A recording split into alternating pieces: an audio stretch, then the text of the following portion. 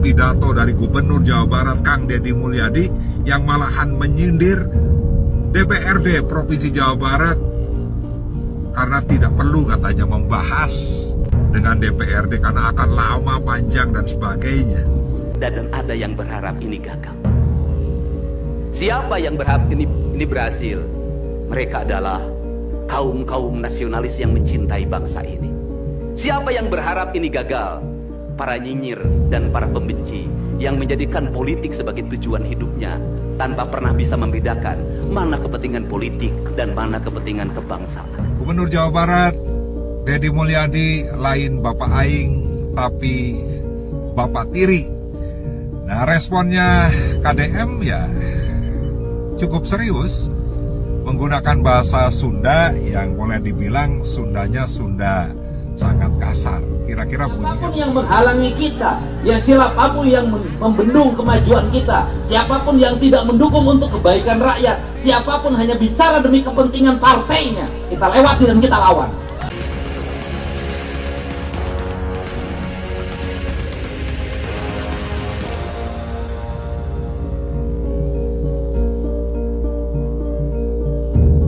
Persaingan Gubernur Jawa Barat Deddy Mulyadi dengan Wakil Ketua DPRD Jawa Barat dari fraksi PDI Perjuangan Ono Surono semakin hari semakin panas.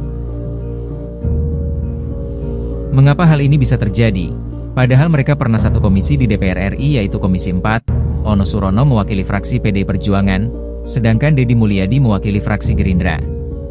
Bahkan mereka berdua diwacanakan untuk diduetkan sebagai calon gubernur dan wakil gubernur Jawa Barat pada tahun 2024 lalu. Akan tetapi karena alasan dan sesuatu hal mereka gagal berduet. Dan itu hal yang lumrah dalam dunia politik. Sejak kegagalan itulah rupanya persaingan dua tokoh dari Jawa Barat tersebut mulai panas. Karena ternyata Deddy Mulyadi yang memenangkan pemilihan gubernur di Jawa Barat tersebut. Ada Mas Ono Surono karena emas, beda dan termasuk orang yang sangat kaya. Karena mungkin lebih dari 80 kg kekayaan emas murninya. Karena kita harus menghormati wilayah, karena wilayah Indramayu itu kebudayaannya, kebudayaan Cirebon, Jawa dan Sunda. Pernah menjadi Wakil Ketua Komisi 4 DPR RI bareng dengan Pak Ono Surono, dan dulu direncanakan mau satu pasangan. Ternyata nasib yang mengatakan berbeda. Tetapi saya tahu Pak Ono masih sangat mencintai saya hari ini. Bisa terbukti dari postingan-postingan di media sosialnya.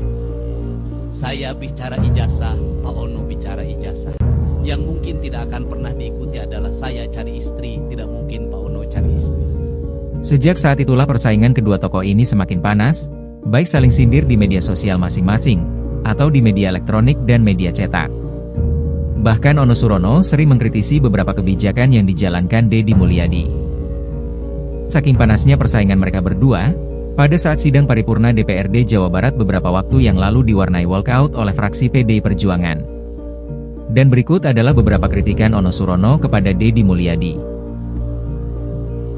1. Ono Surono mengkritik kebijakan Deddy Mulyadi menghentikan sementara dana hibah Provinsi Jawa Barat. Karena dana hibah ratusan miliar per tahun tersebut, yang menerima yayasan itu saja. Pertama, yang menerima itu juga, Pak. Yang yayasannya berkembang yang punya akses politik. Yang yayasannya berkembang yang punya akses terhadap gubernur. Ustadz di Lemur anu boga akses politik, tidak punya akses terhadap gubernur, teu kabagean, Pak. dari ratusan pondok pesantren, yayasan, sekolah yang dicoret hibahnya di APBD 2025, hanya satu yayasan yang sakti tidak dicoret, masih tetap hanya satu-satunya dari 153,58 miliar yang telah dihapuskan. Hanya satu yayasan yang masih bertahan, yaitu apa? Yayasan Matlaut Anwar Ciaruten Udik. Di manakah itu? Relasinya siapa? Siapa coba relasinya? Ya coba dicari. cari. Yang kedua adalah tentang dana APBD Provinsi Jawa Barat tahun 2025, yang awalnya berjumlah 1,7 triliun, dipangkas menjadi hanya 500 miliar.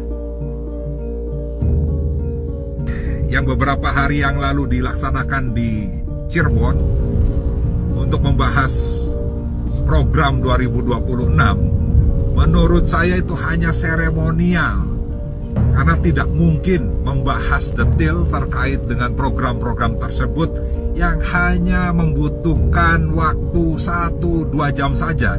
Yang lebih banyak mendengarkan pidato dari Gubernur Jawa Barat Kang Deddy Mulyadi yang malahan menyindir DPRD Provinsi Jawa Barat karena tidak perlu katanya membahas dengan DPRD karena akan lama, panjang dan sebagainya.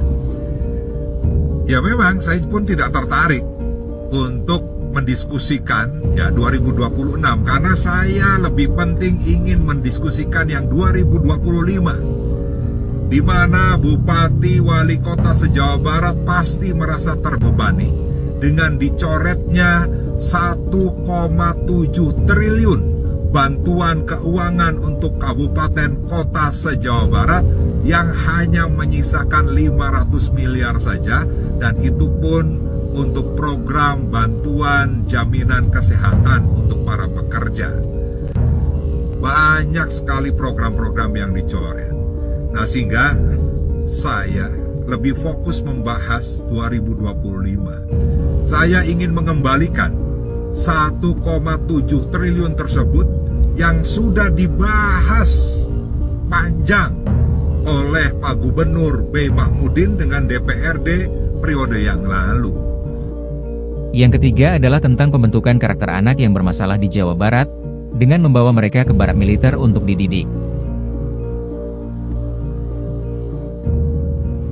Sampai dengan saat ini DPRD belum diajak bicara oleh KDM terkait dengan masuk barak militer tersebut. Soal ini salah nggak secara hubungan komunikasi antara legislatif dengan eksekutif? Kalau ujungnya harus dibiayai dari APBD harus ngomong ke kita dong.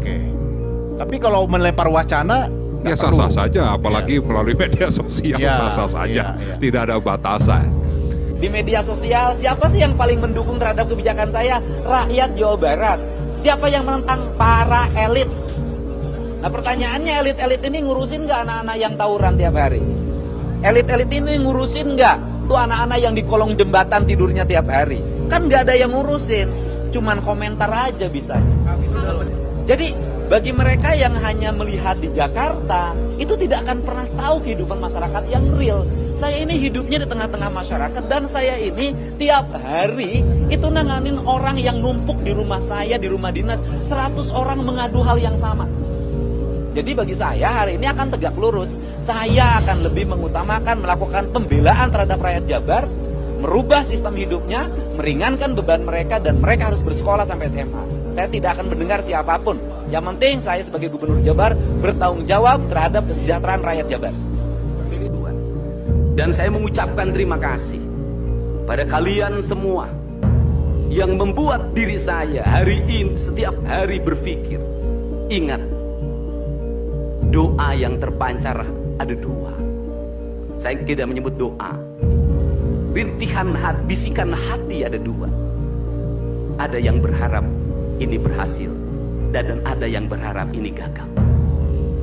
Siapa yang berharap ini berhasil? Mereka adalah kaum-kaum nasionalis yang mencintai bangsa ini. Siapa yang berharap ini gagal? Para nyinyir dan para pembenci yang menjadikan politik sebagai tujuan hidupnya tanpa pernah bisa membedakan mana kepentingan politik dan mana kepentingan kebangsaan. Walaupun kebijakannya baik karena beda dengan politiknya, dia mengatakan buruk. Dan walaupun kebijakannya buruk karena sama dengan politiknya, dia katakan baik. Ini orang yang tidak punya spirit nasionalisme. Dia hidup mempertuhan politik dalam setiap waktu. Saya katakan, dia hidup mempertuhan politik dalam setiap waktu. Meskipun lidahnya berkata bertuhan pada Allah, tetapi hatinya dalam setiap hari hasud dan menjadikan politik sebagai tujuan hidup. Yang keempat, Ono Surono menyindir tentang spanduk di Cirebon Timur. Warga Cirebon tersebut berdemo karena jalanan rusak sudah bertahun-tahun tapi tidak diperbaiki. Mereka membentangkan spanduk tersebut bertuliskan KDM bukan Bapak Aing tapi Bapak Tiri. Ono Surono pun mengomentari spanduk tersebut dengan tersenyum semeringah. Sedangkan Deddy Mulyadi menanggapi hal tersebut dengan santai, dia mengatakan harusnya protesnya ke bupatinya karena itu jalan kabupaten. Omongan Deddy Mulyadi tersebut ada benarnya. Karena itu jalan kabupaten yang seharusnya menjadi tanggung jawab bupatinya. Mengingat Bupati Cirebon saat ini sudah menjabat 2 periode. Harusnya kalau memang kinerjanya benar sudah beres masalah jalan rusak tersebut. Tetapi Ono Surono seolah membela sang Bupati Cirebon tersebut, mengingat Bupati Cirebon tersebut bernaung di partai yang sama yaitu PDI Perjuangan. Sehingga Ono Surono menggiring opini seolah itu kesalahan Deddy Mulyadi. Padahal Deddy Mulyadi baru 3 bulan menjabat sebagai Gubernur Jawa Barat. Sedangkan jalan tersebut rusak sudah bertahun-tahun. Warga Kabupaten Cirebon yang memasang spanduk yang bunyinya cukup menyindir ya.